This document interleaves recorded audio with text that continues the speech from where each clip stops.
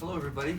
Welcome to Tao Peace Martial Arts live on streaming with all the technical difficulties that make it fun and challenging. So I'm Instructor Chris, this is Instructor Brad. Today in our lesson we're going to be looking at a whole bunch of variations with the front snap kick. So it helps people that are just learning the front snap kick, like white belts all right up to advanced students who've been doing this for a decade or more.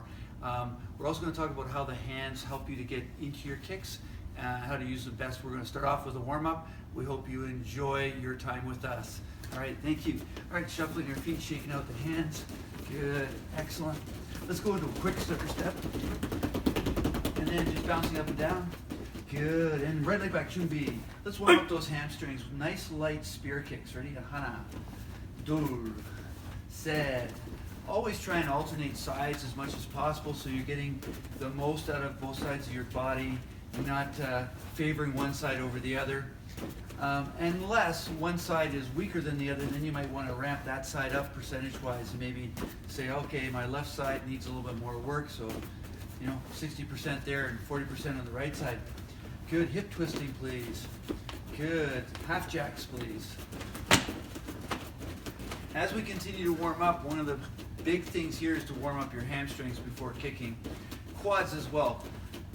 Quads will warm up through the kicks and the hamstrings control the kick, so we want to make sure that they're feeling supple and warm and the blood flow is there. Good, so now we're just going to run leaning forward with our heels up to our glutes. Again, this is primarily a good quad stretch, but it's also really engaging those hamstrings. So let's go a little faster. And a little faster. Good, and go back to a shuffle. Nice. And then straight into squats. As we do our squats, as we were talking about yesterday, it's important to do a squat so it goes through a progression. You start off maybe slightly high, maybe only going to maybe a third or a half squat. And then as you're getting warmed up, you start to go lower and deeper into your squat, which again starts to utilize your quads a lot more, your glutes, and your hamstrings. As you start to do your squat, it's also important to try and have your knees going in the same direction that your feet are in. Sometimes people have their toes pointed out, but their knees are going forward, and that's causing a torsion on your knee that you don't need. Good. Excellent. Let's start off with our first kick. Right leg back, please. Jumbi. So as you go along with us, we're going to start off with a low front snap kick, and as we do the low front snap kick together, we're going to touch our knee on the way back. The reason for this is to train in us the idea of covering the center line. In actual sparring, you might kick and come back and not touch your knee, but this gets that kinesthetic awareness that you're covering your center line. As you're doing this, each time you kick and touch your knee, you can extend your kick out a little bit further and a little bit higher. So as Instructor Brad starts to kick, he starts off really low and he gradually builds it up.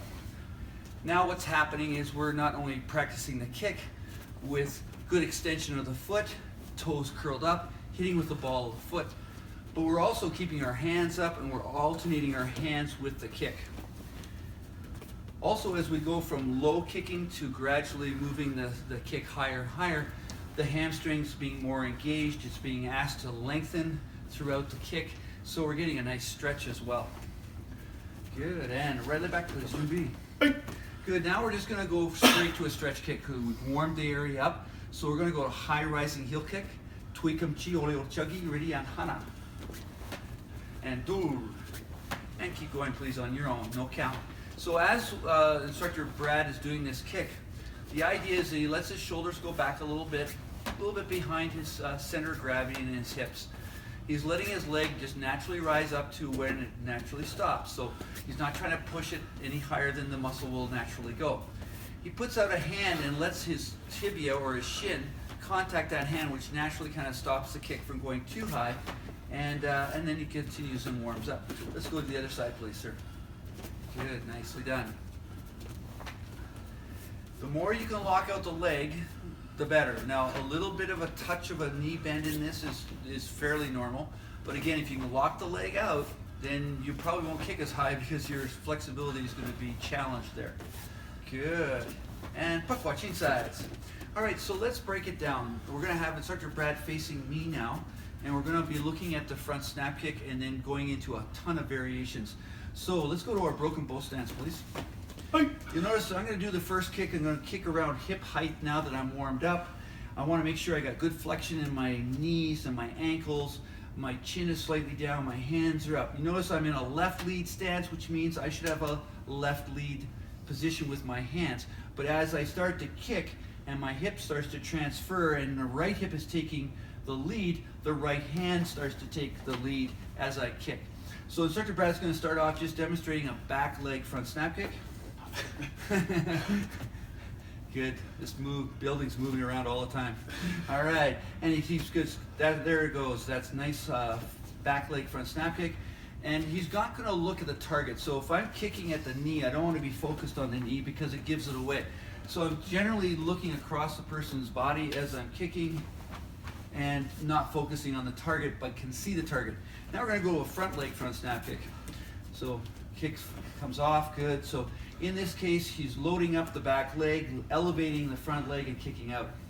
So now we're going to start off, this is the drill we want you to do. You're going to start off with a back leg kick, then a front leg kick, then switch, and then go back leg, front leg, switch. When you switch, stay low, stay smooth, and let's see how Instructor Brad does here. Go ahead, please. Good, so back leg, then front leg, and then switch. Good, nice. So just going to let you go here for a little bit. Just pick up the pace as you start to feel more comfortable with this. You can start to fire off your kicks faster. Again, the big key on this is to stay fairly low. So if you're like Instructor Brad and you're like 6'3", then kick like you're 5'8". Get a little bit lower in your stance because it really helps with the balance. Good. Nice. Now Instructor Brad's going to go down onto his bum and go into a sit-up position. We're going to crunch out a few sit-ups. As Instructor Brad is working, I'm going to go through a little bit about the sit-ups, so please go ahead and start your sit-up. While I'm instructing you can do variations with your sit-up. So the first one Instructor Brad is doing where the hands are across the abdomen. This is a pretty common one to do. You'll notice that he's going from shoulder blades touching the mat to about 45 degrees and back down. So this way he's really focusing on just the abdominal area and he's not really hitting the hip flexors that much. Now let's have him come right up to 90, and when he comes up to 90 he's going to push both arms out. Good, and then go back down. So now he's really engaging the stomach muscles but more the hip flexors. Good, let's make it a little bit more challenging. The hands come up to the temples. This is moving weight back up as he continues to do the sit-up. The weight is getting further back, so it's making it more difficult to do the sit-up. He wants to come up until his elbows are basically touching the thighs and want to have the knees bent at about 90 degrees. If the knees are straight, then you're starting to develop more muscles in the lower back, which you may not want, like psoas. All right, now we're going to go to a really more difficult one where the hand is up over top of the head and he comes up to do his sit-up. Good, good, nicely done. And now we're just going to go to a V sit-up. So his legs are out, he's coming up and he's crunching in the V sit-up, and he'll do about 40 of those while I just take a break here. All right, good. Now let's go to a real bent knee sit-up, and we're going to put the hands right on the thighs. From here, this is a nice, easy one to slow down with. So he's going to curl his shoulders off the ground until his hands come up to his knees, and then back down again. So it's a real small movement. It's really designed to get the upper abdominal area kind of crunching in as he brings his chin into his sternum and his sternum towards his solar plexus area. Good, nicely done. And tactical get up and back on their feet. And facing the camera and shuffling our feet, please. Sorry. Good. So now we're going to continue our workout with the front snap kick where we're going to add in some footwork. So the first one we're going to do is simply the switch. We switch and kick. As we do this, it's a one count. So there's one sound, boom, kick. The idea is as soon as you're landing and engaging in the mat, you kick right away. So go ahead, please, sir. So that only count, just doing this at home, nice and light. If you're on a really hard surface, like in the basement, maybe on concrete, you might want to wear running shoes to do this, to just keep your feet nice and safe while you're doing this activity. So switch and kick. Good. And you can switch sides back and forth as you do this. Nice. Good. And bro, let's go to a hip twist again, just to keep that blood and lower back going. Nice. Good. So now we're just gonna start off with foot checks to keep the heart rate up. And as we do the foot checks, we're gonna just start off by saying, this is developing speed for blocks. You get kicked towards the groin, you can block it really quickly. Good. Next, it opens up the hip a little bit. Thirdly, you can use it for fitness simply by speeding it up. And right leg back, broken bow, please. Now, Instructor Brad is going to demonstrate a variation with the kick. So all he's going to do here is a step and glide. With the step and glide, powering up the back, lifting up the front, sliding, but as soon as your back foot touches, you're kicking. So let's try the step and glide and kick, and then switch sides, step and glide and kick. Very nice, switch sides. Let's go 2 more times. Good, 1 more time. Nice. Right leg back, Jumbi. Good. From here, we're going to now go from a broken bow into a drop step. We need to practice that first. So here's a switch, 1 count. Here's a drop step, 1, 2, 2 counts. So with the left leg in front, we'll start moving the left leg first. Drop it in behind your center of gravity, touch while the right leg is going forward. 1, 2. Go ahead, sir. Good. Let's do it together again. Ready? 1, 2. Drop step. Drop step. Make it nice and light, relaxed. Notice the hands are switching position. Good. Left to right. 1 more time. Now we have our left leg in front. From here, we're going to do a drop step and then a kick. The kick's predominantly going to always come off the front leg, because as it drops back, it gains power off the mat, and then it can fire out the kick. So now we're all right leg, go ahead, sir. Now we're all right leg in front. We're gonna drop step with our right leg and kick with our right leg. Ready? Drop step, kick. Nice, ready? Drop step, kick. 1 more time, drop step and kick. Good. Now, if you do a drop step and kick off the front leg, it's not wrong. The drop step can actually change your position in space with your opponent. So I can drop step and be moving away, or drop step and be moving closer. So you can still kick off front or back leg. Good. Well done. Now what we're going to do is go to replacement step, front snap kick. In this, we're going to replace the level of our foot, but not the actual foot. So I'm not actually replacing my left foot with my right foot. I'm just replacing the level and then firing out the kick. When you do this kick, try and elevate your knee before you kick. So you get a nice snap in the pants. We get those toes curled up, the ball of the foot is hitting, and everything's going smoothly. Pakwa chinsats and sijak. Nice.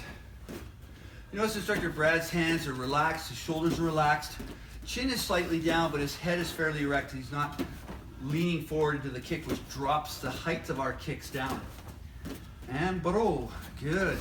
So now we're gonna go wider stance. So our heels are outside of our shoulder frame, toes are pointing out, and from this position we're gonna do a sumo squat.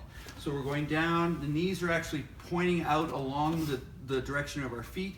We drop down, we come back up again. Please go ahead, sir. After you've been kicking for a while, doing the sumo squat loosens up the adductor muscles, which we need to stretch out for the splits. It also is strengthening the quadriceps, the glutes, hamstrings. All these muscles come into play as basic movers for this particular exercise. Good. And baro, we're going to loosen up the hips a little bit. From here, we're going to take our knee and drive it forward into a very low position called a knee spike. Good, nice. And as we knee spike, we are doing basically a bit of a drop step. And we're also doing V-stepping. Good. So now let's break that down. A knee spike goes into your opponent's lower body. So if Instructor Brad faces me, let's say he throws a punch, and I block that punch, and I come in and I knee spike his lead leg. My objective is to come in at a slight angle so I catch more of his body rather than missing on a straight angle. So I'm coming in a little bit of an angle, and I'm not lifting the knee up. I'm not thrusting, I'm just spiking my knee into muscle tissue, which is painful and disabilitating for them, and they have a harder time moving and kicking. Good. So let's go back to that knee spike, right leg back with a foot check, and we spike and then come back. spike, and then switch with that drop step. 1, switch, 2, switch, good. Keep going. Let's get that heart rate up. Let's pick up the pace. Nice, and relax. Good job. All right, so we've done the front snap kick off the front leg and back leg, and we've done it with some variations. And so now what we're gonna do is we're gonna do a skip in, and it's gonna be also a fake front snap kick. So let's get further back, right leg back with a foot check. So in a skip, we have a hop. We pump one leg, and we hop on the other leg. So if you can all just do that to make sure that we got the actual footwork down, we're skipping, and then we step down. Now from here, we can do that, but still kick with the back leg. So as this leg comes up, I'm skipping forward, I'm hopping on my support leg, I come back into my stance now, right leading. Good, we'll be right leading now, and we're gonna pump with our left leg, skip, kick out, and come back. Good, can you demonstrate, sir, a few more times? Thank you. Nice. Good. Now we're gonna go to the actual fake front snap kick, which can be done off the back leg and front leg, and usually people love to do it off the back leg to start with. So foot check again. We have a lead, left lead, and a right leg. We're gonna come to tabletop with our right leg. As we do that, our foot is gonna turn, our support foot's gonna pivot as it comes up, as our knee rises up. So we come up to here, we jump, and then we kick. We step back with the leg that we were supported on. So now we're gonna fake with my back left leg to tabletop. Really got a nice bend on my right side. Jump off my right side, kick with it, rechamber, and then step back. Good. So let's just show this. Please play along with this. Ready, and hana. Nice. Excellent form, good balance. Notice how he comes back and he brings that knee right back, and he's gonna hold that chamber for a few seconds. Right there, good. And one more, please. Now let's say you're not feeling like you've had a great workout yet. So let's just take this a little bit higher. I'm gonna ask Instructor Brad to just pick a spot, and I'm just gonna hold my hand out. He's just gonna jump a little bit more. He's gonna get off the ground a little bit more because he's not looking tired at all. So ready? And here we go. So he's jumping up to get that front snap kick. One more time, please. Good, changing sides. So you can just pick a mental target for yourself to do this. Good, and bro. Let's go to a couple more variations. With your fake front snap kick, you can also go off the front leg, or kick with your front leg, or fake with it. So let's get set up with our right leg back. We're gonna fake with the front leg, jump, and kick with the back leg. Let's try that again. Left leg leading, fake with your lead leg, and then kick with your back leg. Now that we switched, let's fake with our front leg, kick with our back leg. Nice, good. A couple more times, please, sir. One more time. Wonderful. We're now into our variation of our kick. So we're going to start off with our modified front snap kick. We went over this. We're going to be going over this with our martial arts belt level skills, but let's start off with a side view of it. Where a front snap kick, can you please kick past me, sir, and I'll kick past you. You're hitting with the ball of your foot. Modified front snap kick is when you're closer, and you're going to hit with your heel here as you kick. The knee fans to the outside as you do your kick. This also allows you to do a twisting front snap kick. So I'm going to go for Instructor Brad's inside of a lead leg. I'm going to hit it with the ball of my foot and then come back. He'll do the same over here. Can you please do this at home in the air? Ready? I'm twisting as I'm kicking. Good, back and forth with the hands up. Now Instructor Brad's going to demonstrate this so you get to see it from the front view. Maybe make it more clear for you. Nice. Beautiful. All right, now for some fun stuff. Let's get into the jump front snap kick. Instructor Brad is going to defy gravity. He jumps up, he hangs like the Matrix, and then he fires his kick from the back leg this time. Ready, sir? Go ahead. And one more from the opposite side. Beautiful. So that wraps up our live stream for now with the kicking portion, and we're just going to go to a coach's corner on relationship building. So we hope you enjoyed this part of the demo. And we're just going to bow out really quickly. So thank you. Sho, Juliet, Kanye, Ki, Makto Jabi, Makto Shishak.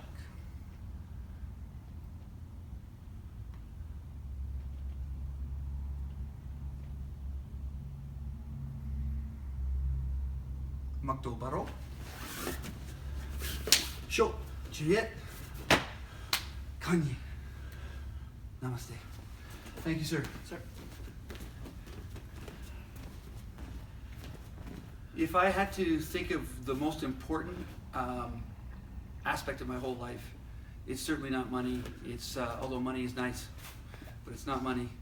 I love food. It's not food. It really comes down to friendships, and it's friendships that you have with your family, outside your family, your growing circle of family and friends, to pets, to everything. It's also really your relationship with yourself. And if you have a relationship that is really honest and constantly giving you feedback, you tend to grow really quickly. And what I mean by feedback is if I'm constantly, let's say, whining about stuff and to get what I want, then if I'm getting good feedback on that, people are saying, look, I don't like listening to the whining, just tell me honestly, what do you want? Instead of making a big drama production out of this, just tell me. That's good feedback. That's great feedback for me. Sometimes you get feedback in an alternative way, where they're not explaining to you what you could do to improve, they're trying to manage you.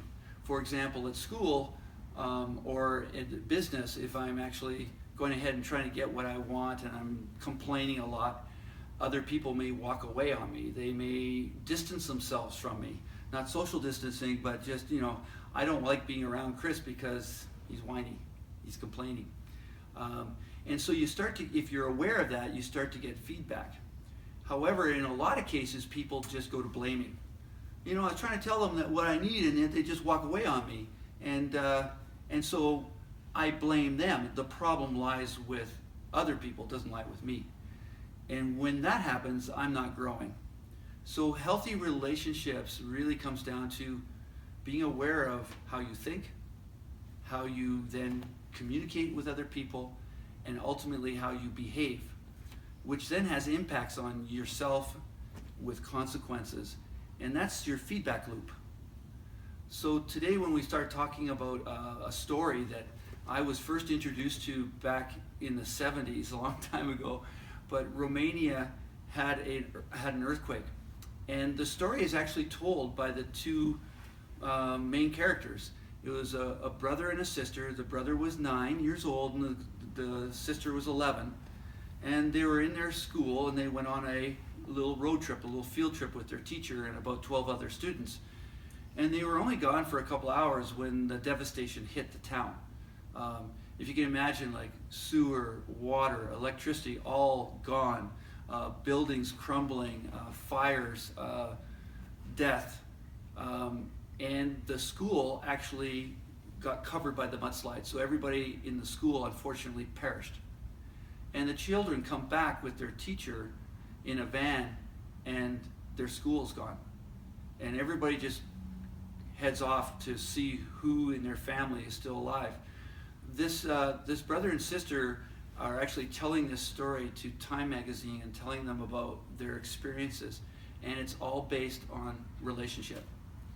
The brother and sister made their way back to where their apartment building used to be, which is now a pile of rubble. Winter is setting in. Red Cross, for some reason, cannot access and bring in their emergency supplies and experts and people and doctors to help out. And these kids are on their own for at least about 4 months. And the way they tell the story was that, when they were before the disaster, they called themselves typical brother and sister. They would play games and strategies to get what they wanted from each other. Whether it was ignoring each other or raising their voices or playing guilt trips on each other or giving each other the cold shoulder, but they would do things to try and secure their preferences, all right, what they really wanted, over the other without necessarily being honest about it or collaborative or cooperative, right? So they bickered a lot, they fought a lot, and that was their memory before the disaster. When the disaster hit, it was they needed each other just to survive. Every day involved just looking for food, clean water, maybe bandages, trying to avoid roaming opportunists who would just take advantage of anybody because they felt this was what they needed to do to survive. They were cold and hungry and tired, and every day was just out there scrounging around trying to survive. And they found that all of a sudden there was no arguing, there was no bickering. They were actually listening to each other. They were tending to each other's needs.